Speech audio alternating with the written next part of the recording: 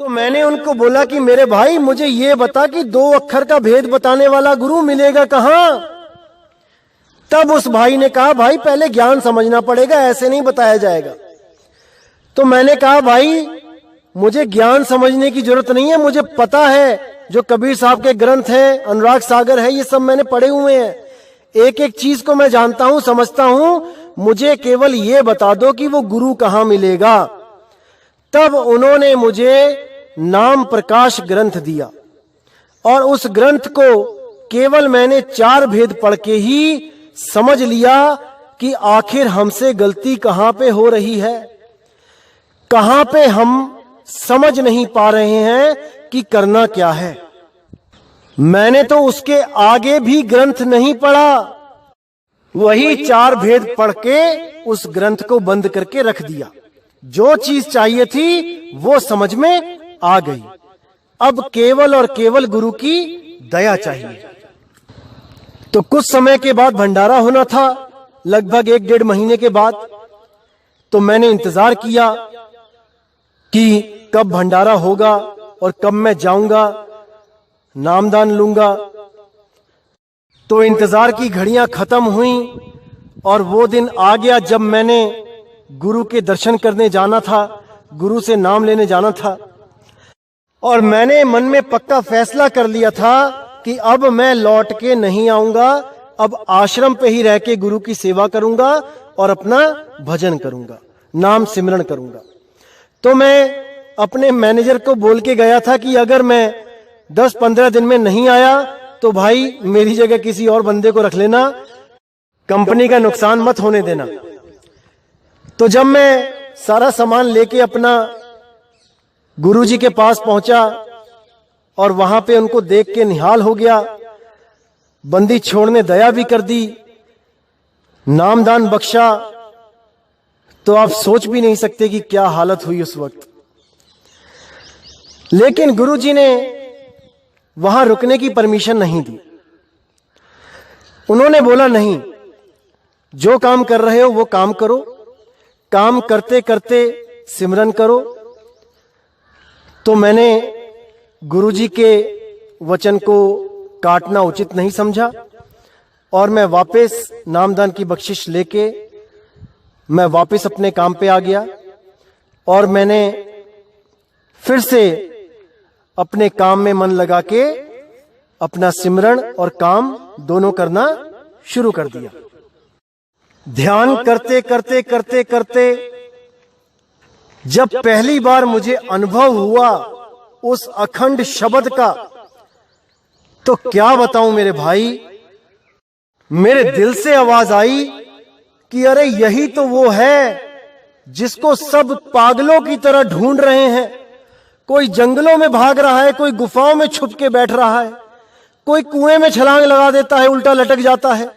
अरे इसी के लिए तो सब भटक रहे हैं। हे मेरे भगवान, ये चीज तो सबको मिलनी ही मिलनी चाहिए। जैसे प्यासा ही समझ सकता है कि किसी दूसरे प्यासे की क्या हालत हो रही होगी। एक वो इंसान कभी प्यासे की हालत नहीं समझ सकता जिसको कभी प्यास का अनुभव भी ना हुआ हो, जो कभी प्यासा ही ना रहा हो। उस दिन इतना रोना आया कि हे बंदी छोड़, इस चीज के लिए हम दर दर भटक रहे हैं। ये चीज तो सबको प्राप्त होनी ही होनी चाहिए, चाहे पैसा ना हो, इज्जत मान बढ़ाई ना हो, मकान दुकान ना हो, कुछ भी ना हो जीवन में, वो चलेगा, लेकिन ये होना ही होना चाहिए। इसके बिना सब कूड़ है, कूड़ा है। ये चीज होनी ही होनी चाहिए। उसी दिन मैंने गुरुजी को फोन करके हर बात बताई और उनसे सत्संग करने की परमिशन मांगी। तो गुरुजी ने तनिक भी देर ना करते हुए साफ बोल दिया कि जाओ खुला सत्संग करो, कहीं भी सत्संग करो, मेरा आशीर्वाद तुम्हारे साथ है। बस उसी दिन से मैं जॉब भी करता रहा और सत्संग भी करता रहा। मैंने जब तक जॉब करी तब तक जहां जहां भी जॉब करी उस पूरे जिले में और 100, 150, 200 किलोमीटर तक दूर दूर जाके लोगों को सत्संग दिया, परमात्मा के विषय में, शब्द गुरु के विषय में जगाया और काफी लोग जुड़े भी। उसके बाद मुझे लगा कि नौकरी करते हुए मैं ज्यादा दूर नहीं जा पाऊंगा, क्योंकि उस वक्त सोशल मीडिया भी इतना एक्टिव नहीं था, क्योंकि मैं उसमें इतना एक्टिव नहीं था। मुझे लगता था कि बाकी भी एक्टिव नहीं होंगे, क्योंकि मैं भी कभी फेसबुक और इन चीजों से जुड़ा नहीं था। तो मुझे लगता था कि जब तक मैं जाऊंगा नहीं, जब तक प्रचार होगा नहीं। इसलिए मैंने 2013 में रिजाइन देके खुला प्रचार, खुला सत्संग शुरू कर दिया और पूरे भारतवर्ष में हर स्टेट में जा जाके लोगों से मिलके उनको कबीर वाणियां, मदन साहिब की वाणियां, बाबा नानक की वाणियां एक पन्ने पे फोटोकॉपी करके बांटना शुरू किया, उनको जगाना शुरू किया। धीरे धीरे लोगों ने बात को समझना शुरू किया और इस पंथ से जुड़ने लगे। लेकिन उन लोगों को भी जोड़ने के लिए कम से कम 1-1 साल समझाना पड़ा। कईयों को तो 2-2 साल तक समझाया, तब उनकी समझ में आया और तब वो यहां आके नाम ले पाए। तो मुझे बड़ी हैरानी हुई कि इतने संतों ने प्रचार किया और 1-1, 2-2 साल में अगर ये लोग समझेंगे तो कितने साल तक हम प्रचार कर सकते हैं और कितने लोगों को जगा सकते हैं। हमेशा इसमें उधेड़ बुन में ही लगा रहता था मैं कि कैसे ये संदेश पहुंचेगा घर घर तक, कैसे मालिक की आवाज घर घर तक पहुंचेगी। बहुत परेशान रहता था मैं कि कैसे होगा ये प्रचार। तो धीरे धीरे करके मैंने अपनी चारों गद्दियों के जो सत्संगी थे उनको ढूंढना शुरू किया, उनसे बात करना शुरू किया और उनको भी मैंने ये समझाने की कोशिश करी कि अगर 2000 भाई भी मिलके 100-100 रुपया महीना भी दे दें तब भी 2 लाख रुपए हो जाता है और 2 लाख रुपए में हम 2 महीना इकट्ठा करके 4 लाख में 10 मिनट का प्रोग्राम टीवी में दे सकते हैं। हर दूसरे महीने भी दे तब भी कोई दिक्कत नहीं है। 1 महीना रुक के अगले महीने 10 मिनट के लिए अगर कोई सत्संग हमारा चले, इसमें भी कोई दिक्कत नहीं है। कम से कम घर घर में वो चैनल पहुंचेगा तो सही, वो सत्संग किसी के कान में पड़ेगा तो सही। और संस्कारी जीव को 10 मिनट भी नहीं, वो तो एक पल में सत्संग सुनते ही जाग जाता है कि ये मेरे कल्याण के लिए है कि नहीं। एक पल में समझ जाता है संस्कारी जीव, लेकिन उस तक बात पहुंचे तो सही। नहीं समझ में आ रहा था कि क्या किया जाए, क्योंकि उन भाइयों ने भी विशेष रुचि नहीं दिखाई 100-100 रुपए देने में भी। तो मैं बहुत परेशान रहा कि क्या किया जाए, कैसे किया जाए। फिर हार के मैंने ये सोचा कि अब मुझे ही कुछ करना पड़ेगा। तो मैंने कनाडा जाने का विचार बनाया कि मैं कनाडा जाता हूं और वहां जाके ट्रक ड्राइविंग करूंगा, क्योंकि वहां पर केवल ट्रक ड्राइविंग में ही अच्छे पैसे बन सकते हैं, बाकी नौकरियों के मुकाबले, बाकी किसी लेबर कैटेगरी के मुकाबले। क्योंकि मेरे काफी फ्रेंड्स जो कनाडा गए हैं उन्होंने बताया कि हम यहां पे काफी अच्छे पैसे कमा रहे हैं, हम 2.5 लाख रुपए बचा भी लेते हैं।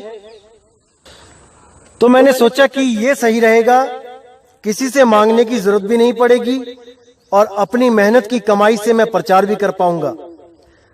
इसके चलते मैंने इमिग्रेशन ऑफिस में जा जाके पता किया कि फार्मेसी की डिमांड आई कि नहीं आई जॉब लिस्ट में कनाडा के। लेकिन मालिक को शायद यही मंजूर था कि 2-3 साल वेट करने पर भी फार्मेसी ओआईडी में नहीं आई। अगर फार्मेसी डिमांड में आ जाती तो बड़े आराम से मेरे पॉइंट्स पूरे होते और मुझे कनाडा की पीआर आराम से मिलती और मैं बड़े आराम से जाके वहां पे गुरु की सेवा में लग जाता। लेकिन बंदी छोड़ को जैसा मंजूर वैसा ही होना है। मैंने आइल्स भी किया और मैंने ड्राइविंग लाइसेंस भी बनवा लिया। मैंने बस का लाइसेंस बनवाया और ट्रक का भी बनवाना था, लेकिन जब देखा कि डिमांड नहीं आ रही है तो मैं कुछ दिनों के लिए इंतजार करने लगा और अभी तक डिमांड नहीं आई, इसलिए मैंने आगे ट्रक का नहीं बनवाया। क्योंकि अगर इंडिया से ही लाइसेंस बना के जाते हैं आप हैवी का, तो वहां जाके आपको कुछ बेनिफिट मिल जाता है, कुछ छूट मिल जाती है, क्योंकि वहां लाइसेंस बनाना भी बहुत मुश्किल है, बहुत पैसे लगते हैं। तो इन्हीं सब सोच में दिन गुजरने लगे और ऐसा नहीं था कि मैं किसी पंथ में नहीं गया, किसी कबीर पंथ में मैंने बात नहीं करी प्रचार के लिए कि आओ खुल के कबीर साहब के सही ज्ञान का प्रचार करें। मैंने बहुत से कबीर पंथों में कांटेक्ट भी किया और उनके आश्रमों पे उनसे मिलने भी गया, लेकिन किसी भी भाई ने मेरी बात को समझा ही नहीं, क्योंकि सबके सब अपने गुरुओं के द्वारा चढ़ाए गए रंग में ही रंगे हुए थे। कोई ओम की साधना कर रहा था, कोई सोहम को पकड़ के बैठा था, कोई ओम सोहम सत्य कबीर को पकड़ के बैठा था, कोई 5 नाम रट रहा था, कोई 3 नाम रट रहा था।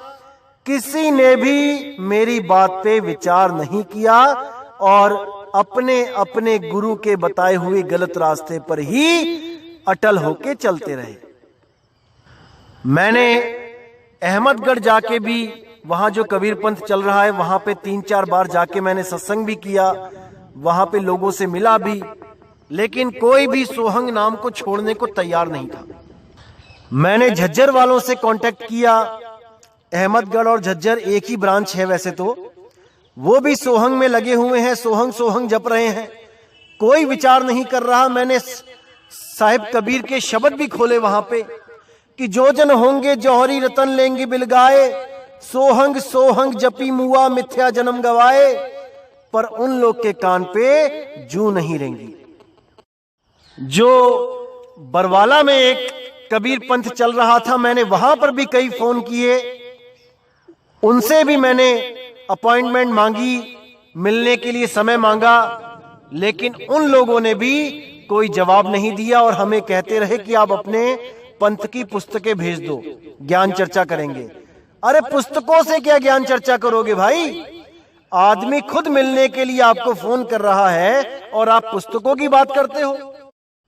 तो वहां पर भी जब कोई बात नहीं बनी तो फिर मैंने यह फैसला लिया कि पूरे भारत में भ्रमण करके जीवों को जगाया जाएगा और जो भी मालिक का विवेकी हंस होगा, पुराना संस्कारी जीव होगा, वो एक पल में ही समझ जाएगा कि इस सत्संग से उसका कल्याण होगा कि नहीं होगा, इस ज्ञान से उसका कल्याण है कि नहीं।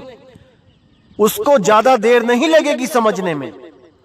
तो इस करके मैंने भारत भ्रमण शुरू किया और पूरे भारत में घूम घूम के लोगों से मिल मिल के उनको इस ज्ञान के अनमोल हीरे, इस ज्ञान के अनमोल रतन बांटने शुरू किए।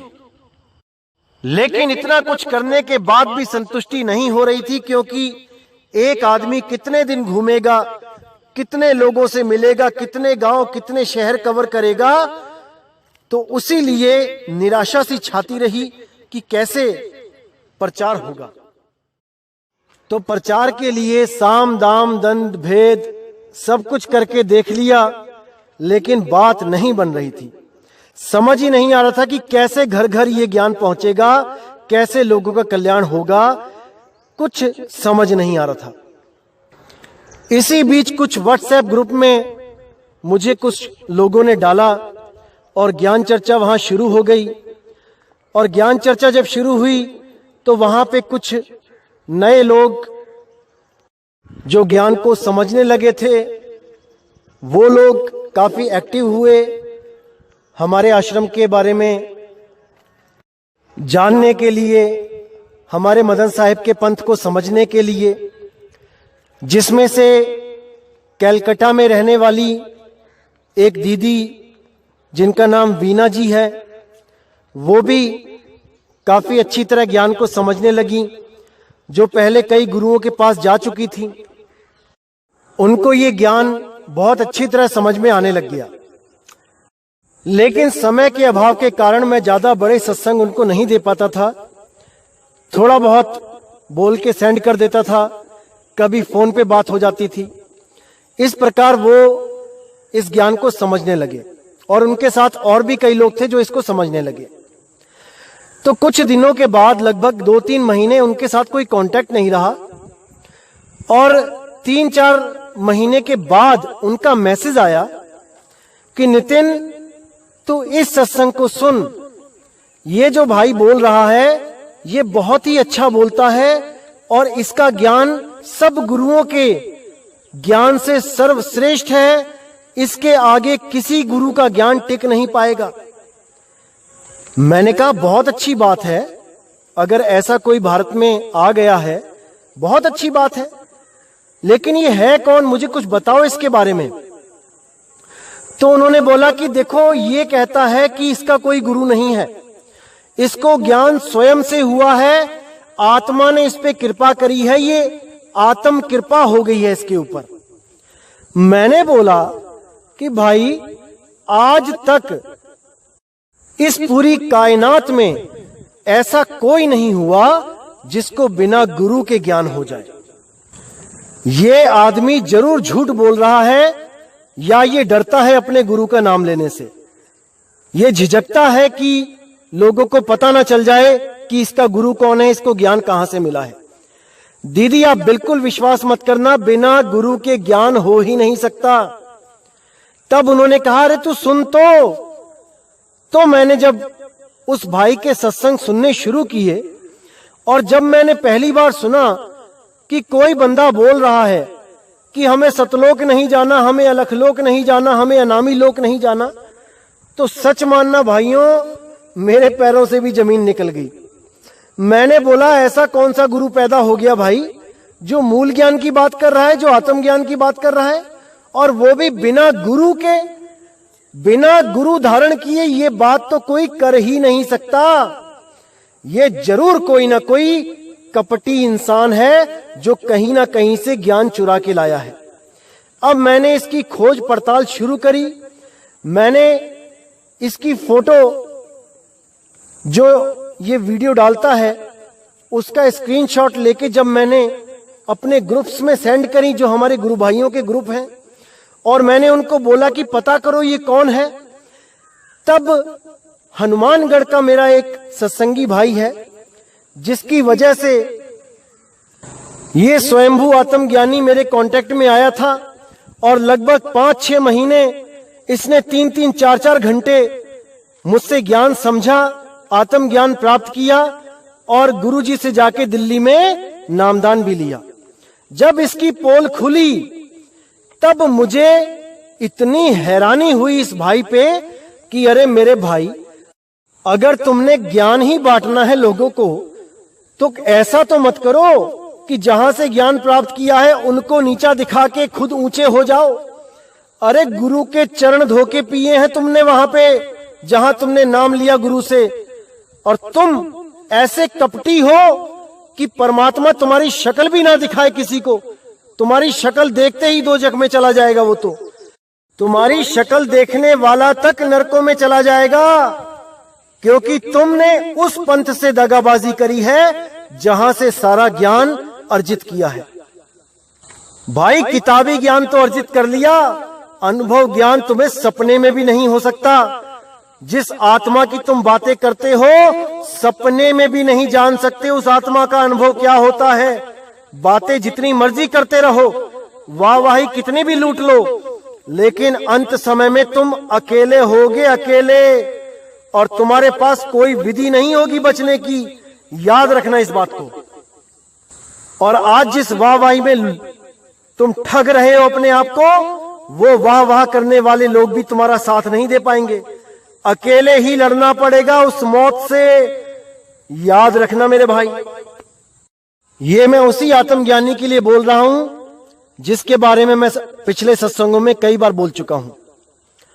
तो जब उस दीदी ने इस स्वयंभू आत्मज्ञानी की खूब प्रशंसा करी, तो मैंने उनको बोला कि ये स्वयं से ज्ञान नहीं बोल रहा है, इसने ये ज्ञान प्राप्त किया है और हमारे ही पंथ से किया है, मैंने ही इसको सारा समझाया है। तब उनको यकीन नहीं हुआ।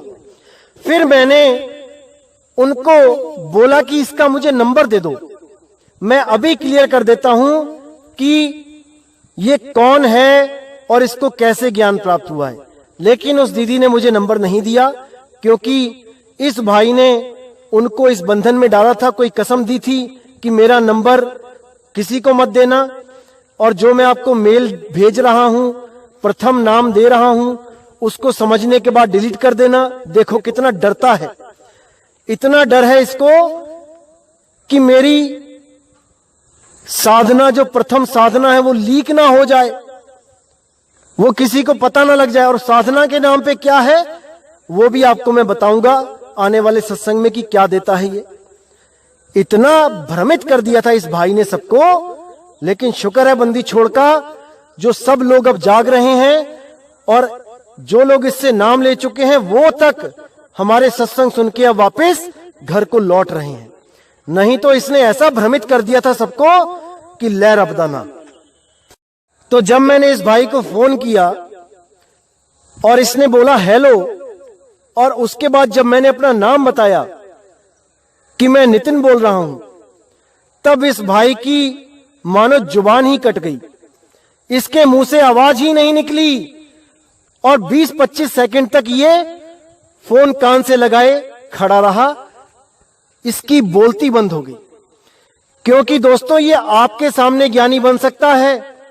अगर कोई चोर किसी दुकान से कोई सामान चोरी करे तो वो गलियों में जाके तो बेच सकता है, लेकिन उसी दुकानदार के आगे जाके वो बेच नहीं सकता। वो चुपचाप गर्दन झुकाए खड़ा मिलेगा, वो आगे एक शब्द नहीं बोल सकता, क्योंकि दुकानदार अपने सामान को पहचानता है। इसी तरह इसकी हालत हो गई और ये एक शब्द भी आगे नहीं बोल पाया। जब मैंने वो रिकॉर्डिंग उस बहन को भेजी तब वो भी हैरान हो गई कि इस आत्मज्ञानी भाई के मुंह से शब्द क्यों नहीं निकला। तब उसको यकीन आया कि ये झूठा इंसान है, ये झूठ बोल रहा है। तब उस बहन ने ही मेरे अंदर ये भावना पैदा करी कि नितिन, अब तू ही बचा सकता है इन लोगों को उसके जाल से, नहीं तो ये सबको भरमा देगा। और जितने भी लोगों के दिलों में संतों के लिए प्यार है, संतों के लिए श्रद्धा है, ये सब संतों को कालदूत घोषित करवा के सबके मन से इन संतों के लिए प्रेम खत्म करवा देगा।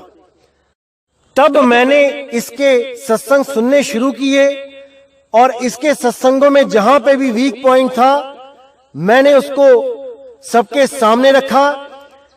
तब जो लोग इसको सुनते थे वो भी आश्चर्य में पड़ गए कि अब ये नया भाई कौन आ गया, क्योंकि वो मदन पंथ को तो जानते ही नहीं थे।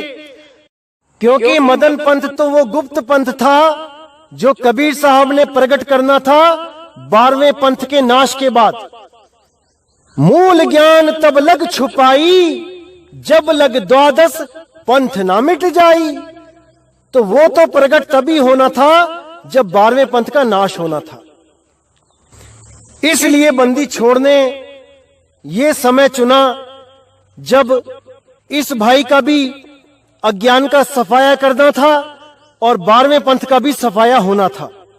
यही वक्त उन्होंने चुना।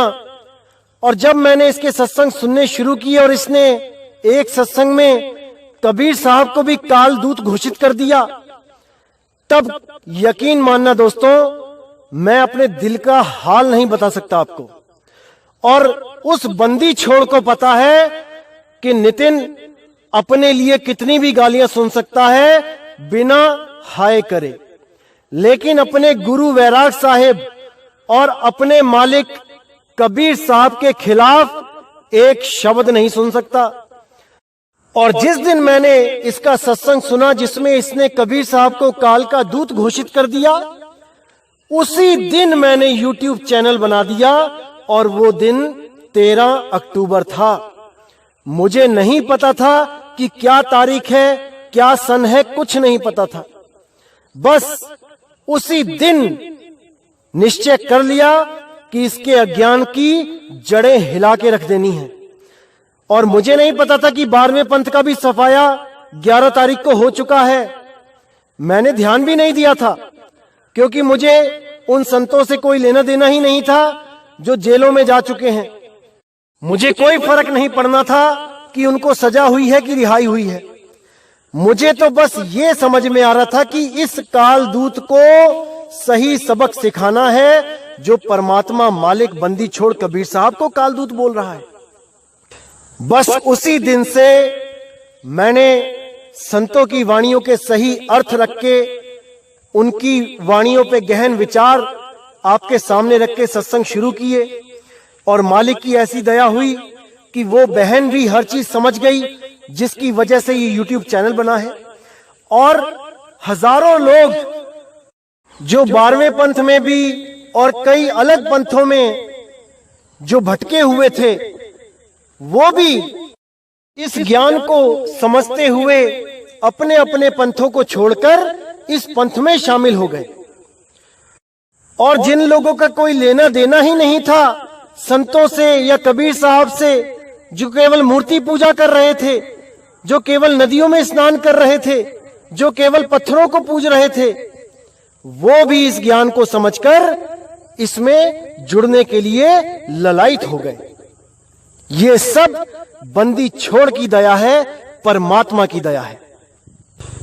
तो जैसा कि मुझे नहीं पता था कि 12वां पंथ कब खत्म हो रहा है, और मुझे नहीं पता था कि मैंने कब YouTube चैनल बनाया, और मुझे कभी ध्यान देने की जरूरत भी ना पड़ती कि मैंने किस तारीख को चैनल बनाया या कब 12वें पंथ को खत्म किया गया परमात्मा के द्वारा। मुझे नहीं पता था और ना ही मुझे कभी पता चलता।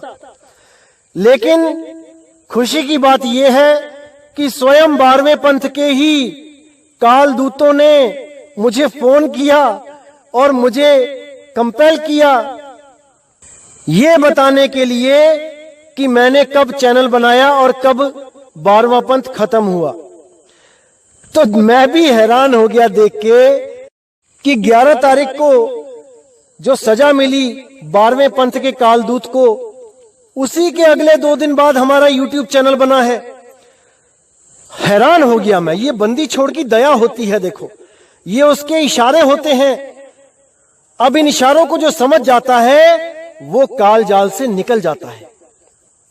इसी प्रकार उन्हीं के द्वारा बताने पे ये वाणी भी सिद्ध हो गई कि मूल ज्ञान तब लग छुपाई, जब लग द्वादश पंथ ना मिट जाई। यानी कि जब तक 1% भी आस रहेगी कि 12वां पंथ अभी नहीं मिटा है, जब तक मूल ज्ञान को उजागर नहीं करना है। अब उम्र कैद हुई है आखिरी सांस तक, तो अब मूल ज्ञान को प्रकट करने का समय आ गया था। इसलिए मालिक की दया से उस पंथ के खत्म होने के साथ ही इस पंथ का उजागर हो गया। ऐसा नहीं है कि यह पंथ चल नहीं रहा था, ये चल रहा था, लेकिन गुप्त तरीके से प्रकट नहीं था ये कहीं भी। अब ये सारी दुनिया के आगे प्रकट हो गया है। जैसे सूरज सुबह को ही उगता है, ये आपका भ्रम है। सूरज होता ही है लेकिन छिपा होता है। सुबह को तो सूरज प्रकट हो जाता है सबके सामने। इसका मतलब ये नहीं कि सूरज सुबह को ही पैदा हुआ है। कई लोगों को भ्रम है कि मदन साहिब का पंथ अब चला है कि पहले से चल रहा है, 13वां पंथ अब शुरू हुआ कि पहले से हुआ है।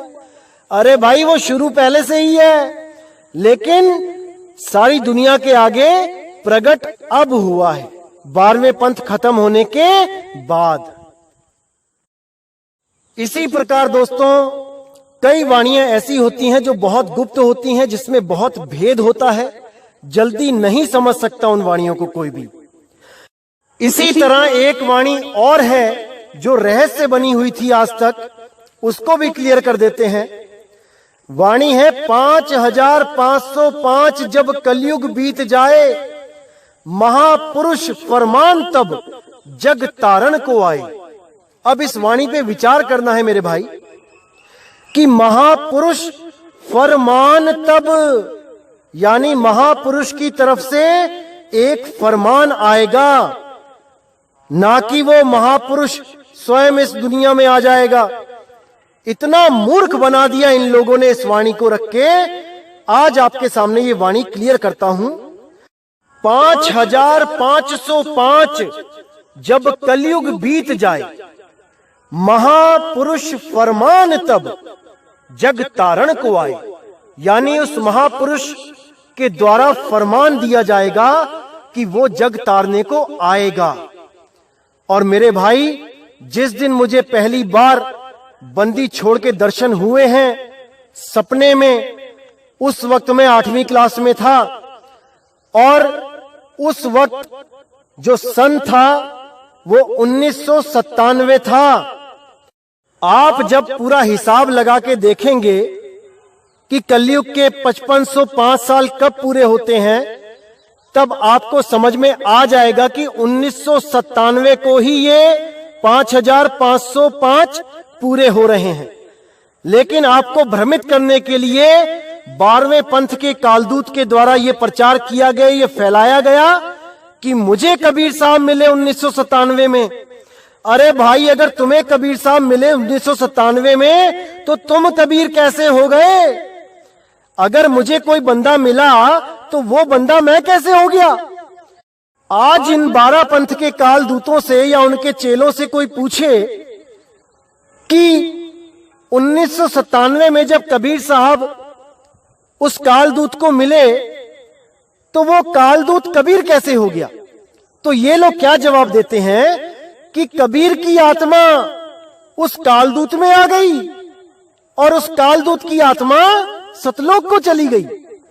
हैरानी होती है मुझे जब ये लोग कबीर साहब को भी प्रेत की तरह किसी 5 तत्व के शरीर में घुसाने से भी नहीं झिझकते। जब गीता ज्ञान दाता की बात करते हैं तो कहते हैं कि गीता ज्ञान दाता यानी ब्रह्म काल उस कृष्ण जी के शरीर में घुस गया प्रेत की तरह। अरे तुमने भी कहां छोड़ा है कबीर साहब को? तुमने भी तो प्रेत बना दिया कबीर साहब को, जो तुम्हारे गुरु के अंदर घुसा हुआ है अभी भी। शर्म आनी चाहिए तुम लोगों को।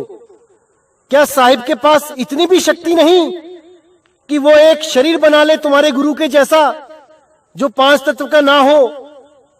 शर्म आनी चाहिए।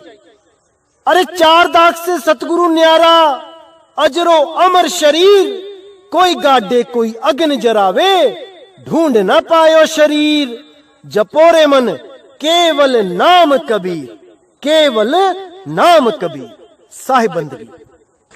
तो ऐसे भरमाने वाले मेरे भाइयों बहुत मिलेंगे, आपने बिल्कुल नहीं भरमना है। मैं इस चीज को इतना इंपॉर्टेंट नहीं समझता हूं कि 1997 में जो मुझे दर्शन हुए हैं मालिक के, वो ही सत्य है। मैं इससे भी नहीं मानता कि इससे किसी का कल्याण होगा। मैं मानता हूं कि सार नाम से कल्याण होगा। जो मूल ज्ञान आपको समझाया जा रहा है, आप केवल उस पे फोकस रखें, बाकी जितनी वाणियां हैं उसको साइड में रख दें। कोई वाणी आपको मुक्त नहीं कर सकती, केवल और केवल सार नाम ही आपको मुक्त कर सकता है। सार शब्द का ज्ञान आपको मुक्त कर सकता है। इसलिए मेरे भाई, वाणियों में ना उलझते हुए केवल सार नाम पे ध्यान दो। साहिब ने बोल ही रखा है, जब बीतेंगे 5505 तब मेरा वचन ये होगा साचा, और ये वचन साचा हो चुका है। केवल आपको सार नाम बताने के लिए ये वाणियां बोली गई हैं कि सही समय आने दो मेरे बच्चों। हर घर में ये प्रचार होगा, हर बच्चे को उसके पिता की आवाज सुनेगी और वो हमेशा के लिए इस काल के लोक को, इस मृत्यु लोक को छोड़ के अपने निज स्वरूप को, अपने निज नाम को प्राप्त करने के लिए ललायित हो जाएंगे, दौड़ पड़ेंगे अपने परमात्मा को मिलने के लिए। इंतजार करो मेरे भाइयों, सब कुछ मिलेगा, सही समय आने पर ही मिलेगा। तो मेरे भाई, इसी के साथ आज का सत्संग मैं समाप्त करता हूं और उम्मीद करता हूं कि हर भ्रम से आप बाहर निकलें और हर चीज को बिल्कुल सही दृष्टि से देखें, कहीं भी भ्रमित होने की जरूरत नहीं है मेरे भाई, नहीं है। साहिब बंदगी सतनाम। जय गुरु बंदी छोड़ वैराग साहिब, जय गुरु बंदी छोड़ साधु शरण साहिब, जय गुरु बंदी छोड़ बाबा मदन साहिब, जय जय गुरु बंदी छोड़ सतगुरु सत्य कबीर साहिब की सदा ही जय हो, सदा ही जय हो मेरे मालिक की। साहिब बंदगी सतनाम।